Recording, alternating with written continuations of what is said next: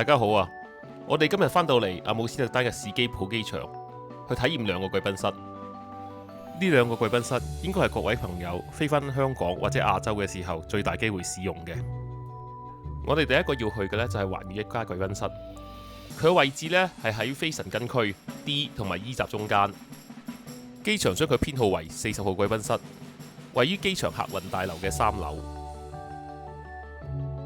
當你出咗境，過咗安檢之後，你就會去到1樓大廳。你會跟住指示牌揾40號貴賓室，亦即係環宇一家貴賓室，上2樓餐廳層，再向前行揾電梯上3樓，就可以去到呢個貴賓室㗎啦。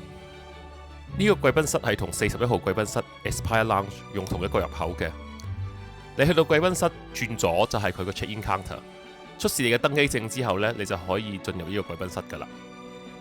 呢個貴賓室喺2024年開幕，係環宇一家第一個係歐洲嘅聯盟貴賓室，供各個環宇一家航空公司嘅乘客使用。由於有好多間環宇一家嘅航空公司有飛阿姆斯特丹，而佢哋亦都冇自己貴賓室，所以就由聯盟去統籌啦。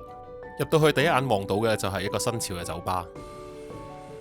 另外呢，亦都有唔少嘅梳化區域呢，可以俾人休息嘅。呢個貴賓室由荷蘭本地著名嘅工作室 D-Dock 設計，採用咗環宇一家聯盟嘅藍色做主題，亦都加入咗唔少荷蘭嘅元素，既充滿咗未來感，亦都有令人放鬆休息嘅感覺。除咗有梳化之外，亦都有幾張躺椅俾人可以瞓低休息一下。如果趕工嘅話呢，亦都有私人嘅工作間可以等你趕工。另外，亦都有各式餐台等你用餐嘅時候可以使用嘅。至於嘢食方面呢，依間貴賓室提供嘅都算幾豐富㗎。熱菜呢，佢有2款熱葷，係牛丸同埋炆牛腩，亦都有咖喱蔬菜同埋三色豆配飯或者薯蓉。另外亦都有蔬菜湯，啱中意飲湯嘅朋友啦。至於冷盤方面呢，佢有2種唔同嘅芝士啦、火腿啦，同埋2款沙律，分別係小米同埋通心粉嘅。另外佢有幾款中東嘅豆泥、麵包同埋2種唔同嘅卷，都算係多選擇。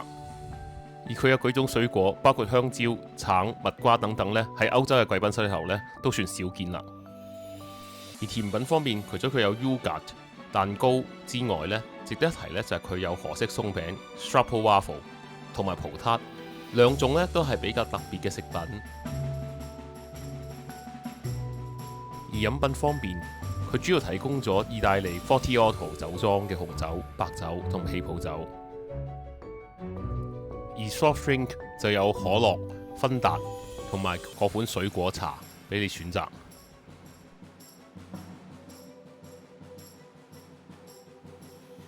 我就試咗佢幾款嘢食，令人印象最深刻就係佢個炆牛腩，炆得實在好腍，而且好入味，味道真係唔錯，肉丸都值得一讚。至於甜品方面，始終呢度係荷蘭，都係荷式鬆餅最為出色。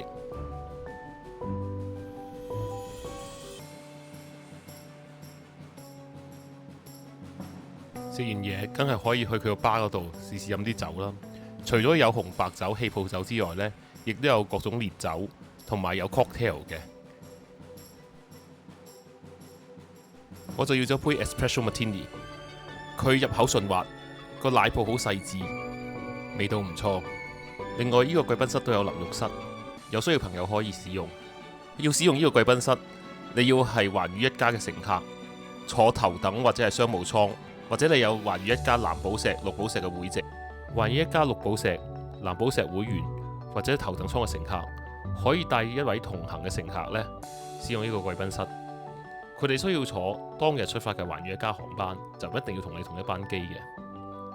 商務艙嘅乘客呢，就只有自己可以使用呢個貴賓室啦。另外，由於呢個貴賓室係非神根區，你坐國泰航空返香港，坐英國航空去倫敦，或者坐卡塔爾航空去多哈，都可以有機會利用到呢個貴賓室嘅。我哋第2間去嘅呢，就係皇家荷蘭航空公司 KLM 52號貴賓室。呢個係荷蘭皇家航空公司喺非神根區嘅貴賓室。呢個貴賓室位於 E 同 F 閘中間。喺安檢過咗之後呢，轉左跟住指示牌行就可以去到呢個貴賓室啦。我哋首先去嘅呢就係佢用餐區。由於我係早餐時間去，所以呢，佢擺出嚟呢就係傳統歐陸式早餐嘅食物，包括有好多種唔同嘅火腿同凍肉啦、芝士啦、麵包啦等等。麵包亦都有幾款唔同嘅，有麥包、有法包，有好多唔同嘅選擇。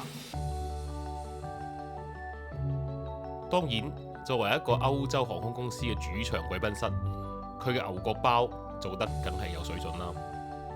當然，如果你中意嘅係熱食，佢都有英式早餐嘅食物，例如茄汁豆啊、煙肉啊、炒蛋啊、蘑菇啊等等。佢啲薯餅亦都炸得非常之香脆。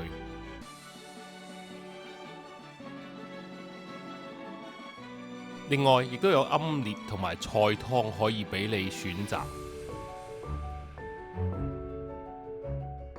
當然，如果你想食個輕盈啲嘅早餐，你可以揀麥片啦、乳酪啦、生果啦等等。佢嘅乳酪呢有藍莓、原味等等幾款口味，而生果呢亦都有菠蘿、柚等等兩種唔同嘅口味。我就每樣都試少少啦。佢英式早餐食物呢，味道就普通，冇乜特別。火腿反而係好新鮮，而佢嘅牛角包更加係值得一讚嘅，非常鬆軟。果然係歐陸地方做嘅麵包。當然，佢亦都有一個酒吧，提供最新鮮嘅荷蘭喜力啤酒。成個貴賓室呢，亦都有好多唔同嘅地方有提供水機同埋 soft drink 機。可以自己斟，而休息區域呢，既充足亦多元化。我個人就特別中意呢個 Dutch Mountain 嘅區域，係2層高嘅樓梯。樓梯上邊呢，就安裝咗中環交錯嘅梳化椅，等人可以好舒服咁坐喺度，欣賞樓梯底電視播放嘅電視節目。而喺兩邊嘅牆上邊呢，就有皇家荷蘭航空公司歷年嚟嘅各種紀念品，例如當年佢哋用過嘅海報啦，或者係飛機模型等等，好有心思。而喺另一個角落就展覽咗皇家荷蘭航空公司最著名嘅紀念品，我哋之前亦都分享過嘅荷蘭陶瓷屋仔。原來呢啲俾商務艙乘客嘅紀念品已經有成105款咁多，大家可以喺呢度睇到晒成個系列嘅收藏品。聽講有啲人甚至乎佢係專門為咗完成佢哋嘅收藏品系列，然後專門去搭荷蘭皇家航空公司嘅，都真係好有心。另一方面，如果想做嘢，貴賓室都有蘋果電腦、printer 同埋個人工作間等你可以使用。呢個人工作間喺貴賓室嘅比較寧靜嘅一側，雖然冇門，但係亦都好方便，你可以攞部電腦出嚟做嘢。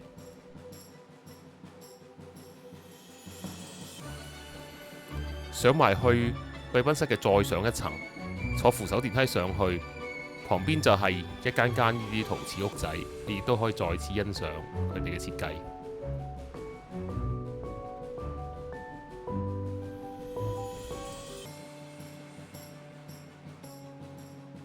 上到3樓呢，就係一個好大嘅餐廳同埋另一個酒吧區域，呢度提供更加高級嘅酒品同埋食品。但係你需要額外用現金或者用里數付款。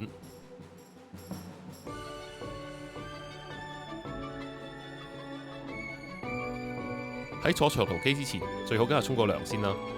呢度都有好多間沖涼房，需要向 counter 嗰度咧攞籌，然後呢，到你嘅時候呢，就會收到 SMS 短信。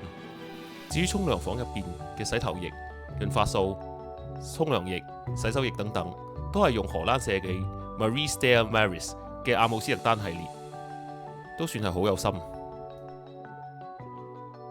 另外呢度都有個 SPA， 不過就要另外俾錢啦。呢個貴賓室呢，係皇家荷蘭航空嘅自營貴賓室，所以亦都係天合聯盟嘅貴賓室。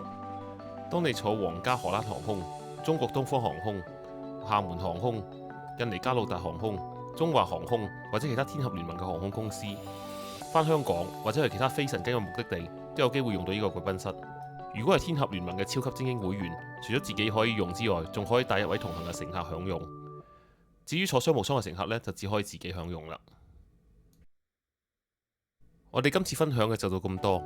下次當你揀係坐國泰定係坐皇家荷蘭航空公司由阿姆斯特丹返香港，貴賓室嘅體驗都係一個考慮。